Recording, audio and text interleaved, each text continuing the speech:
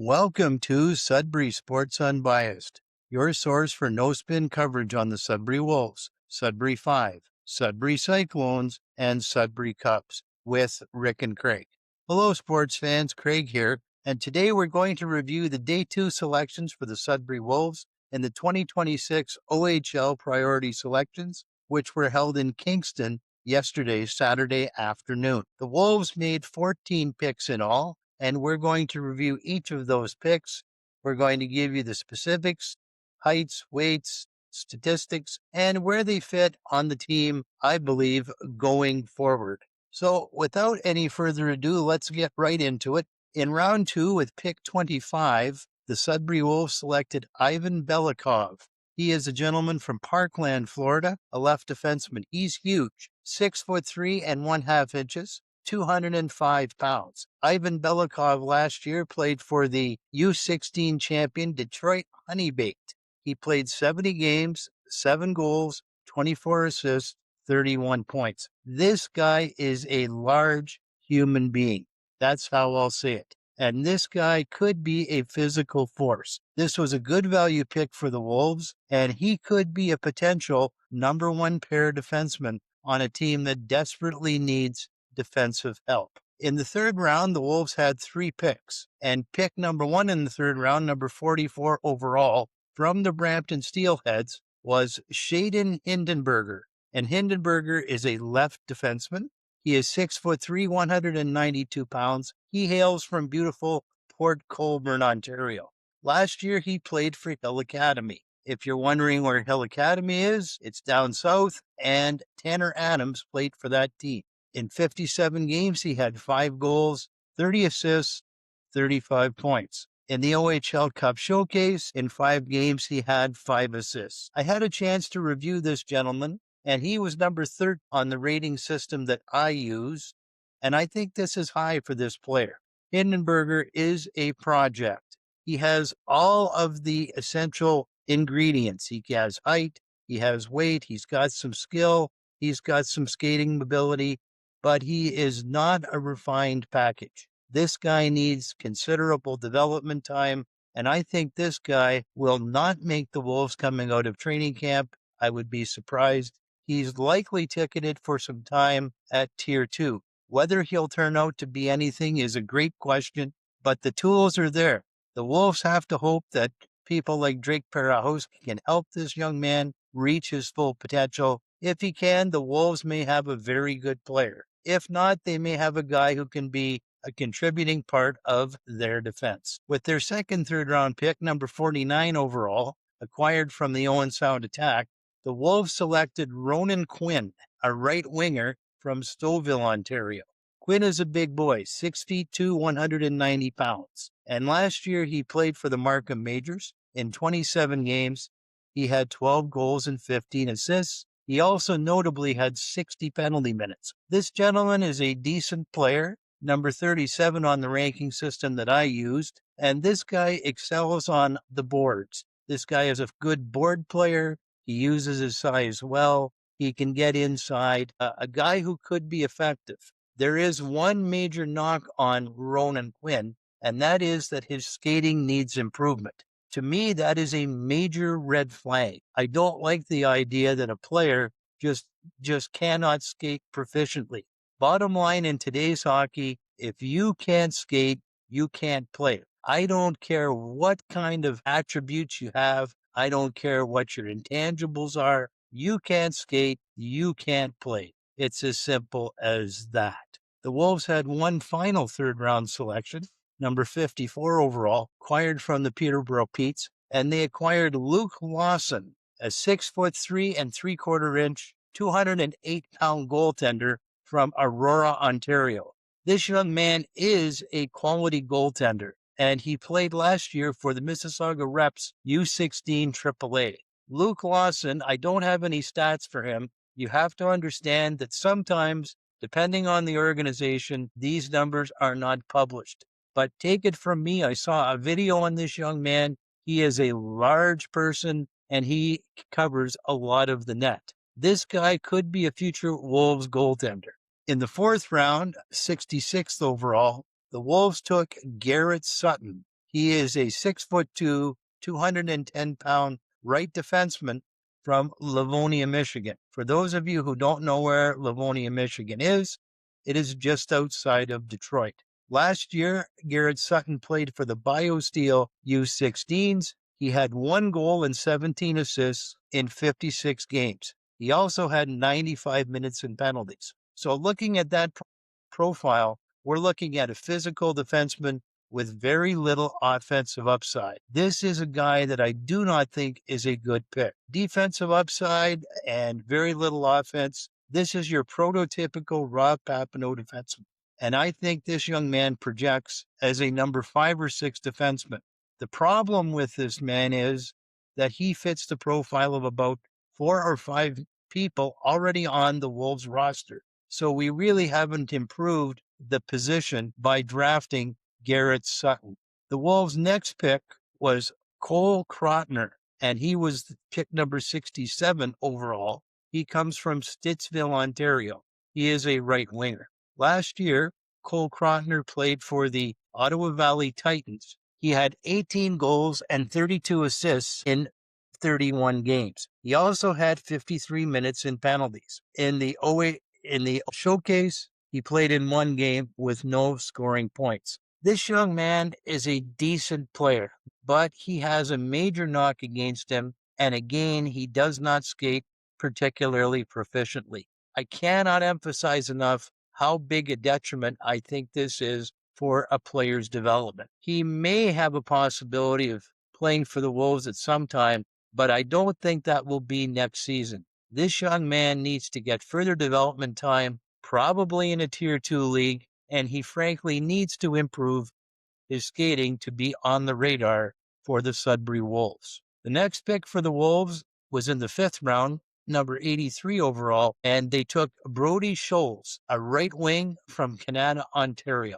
And Brady Scholes last season played for the Ottawa Myers Auto team. He had 13 goals and 9 assists in 32 games. This, in my view, is not a good pick for the team. This is not a player that to me has a great deal of offensive upside. Again, has a problem with his skating. Again, this young man needs development time in Tier 2, and he will get that opportunity more than likely. The next pick for the Wolves, number 86 overall in the 5th round, was Mason Druin. He is a right defenseman out of Orchard Park, New York. So in Orchard Park, New York, any Buffalo Bills fan will know that's the home base for the Buffalo Bills. Obviously, Rob Papineau might be angling to get some Buffalo Bills tickets. Mason Druin is a right shooting defenseman. He is 6 feet, 3/4 of an inch, and he weighs 173 pounds. In the 2026 regular season, he played with Nichols, under 16, 8 goals, 9 assists, 17 points, 64 minutes and penalties. In the OHL Cup Showcase, in 5 games, he had 1 goal and 3 assists for 4 points. He was a +5. Again, we have the same type of defender acquired by Rob Papineau that we already have a ton of. And I just don't think this guy is going to be an impactful player. I think his ceiling is as a 3rd pairing defenseman. He can spend another year developing his game. The Wolves did not then have a pick until the 8th round, and in that round they selected Cohen O'Neill, a goaltender, right catching goaltender, in fact, from Whitby, Ontario. Last season he played for the Markham Majors. He played in 17 games. He had a .920 save percentage. In the OHL Cup Showcase, in 2 games, he had a .905 save percentage. This guy is another quality goaltender, and this man could be a factor in the Wolves net in the future. In the 9th round, pick 166 overall, the Wolves selected Alex Dvorak out of Fort Myers, Florida. If that name is familiar, it should be. This young man is the son of Radek Dvorak, a longtime NHL player. Alex Dvorak is a left defenseman, 6'1", 150 pounds. There's one big knock on this young man, and that is, I don't know how in the world a 150-pound player plays defense and plays competitively in the OHL. This guy needs to grow. I'm not saying he's not a good player, but he really does need to fill out. In 2025-2026, He played for the Florida Alliance 16s. He had 4 goals and 20 assists in 37 games. In the playoffs in 4 games, he had 4 assists. I'm not expecting Dvorak to come to Sudbury, but if he does, I think he has long odds of making an impact with this team. In the 10th round, the Wolves drafted Cameron Gout, 196th overall. He is a left winger from Caledon, Ontario. Gout is a late birth date, born October 2nd, 2010. Last season, Gout played for the Credit River Capitals. He had 14 goals and 18 assists for 32 points in 34 games. I like the look of this young man. I like his offensive ability. Scoring a point a game was decent value at this stage in the draft. He's a little smallish, 5'9" 3/4" but a solid 178 pounds. If he grows, I think this guy could be a guy who could make an impact for the Wolves. He is a late birth date, so he may get some further development from the team down the line. In the 11th round, the Wolves picked number 206th overall, and with that selection, they drafted Ryan Ufterhalde, a left defenseman from Mars, Pennsylvania. For those Wolves historians, Mars, Pennsylvania should be familiar. This is the hometown of former Sudbury Wolf, Evan Conyon. This young man is extremely small. He is 5'9" 1/4", weighs 147 pounds, and my understanding that is a generous weight for this player. In 2025-2026, he played for the Pittsburgh Penguins Elite 15 team. He had 9 goals and 40 assists in 54 games. I really do not rate this pick. I am not a fan of the Pittsburgh Penguins Elite team. Why do I say that? Well, you Wolves people will know that there was a certain player that came to the Wolves from this organization, and that is Luca Blonda, who has not even come close to fulfilling expectations to date. I think this guy is a complete waste of time. The other guy that recently came from the Pittsburgh Penguins elite team was a gentleman named Nicholas Rosato, also from Sault Ste. Marie, Ontario, like Luca Blonda, but unfortunately, he's been as big a bust as Luca Blonda. So I don't rate this pick because I really don't rate this team whatsoever as far as developing prospects. The Wolves had a couple of more picks in the draft, and in round 12, they drafted Ryland DaCosta, 226th overall. He is yet another goaltender. He is 6'1.5", weighs 170 pounds. He comes from West Lorne, Ontario. In 2025-2026, he played for Huron Perth in the Alliance U16. In 16 games, he posted a 1.74 goals against average. In the OHL Club Showcase, in 2 games, he posted a 3.04 goals against average and a .912 save percentage.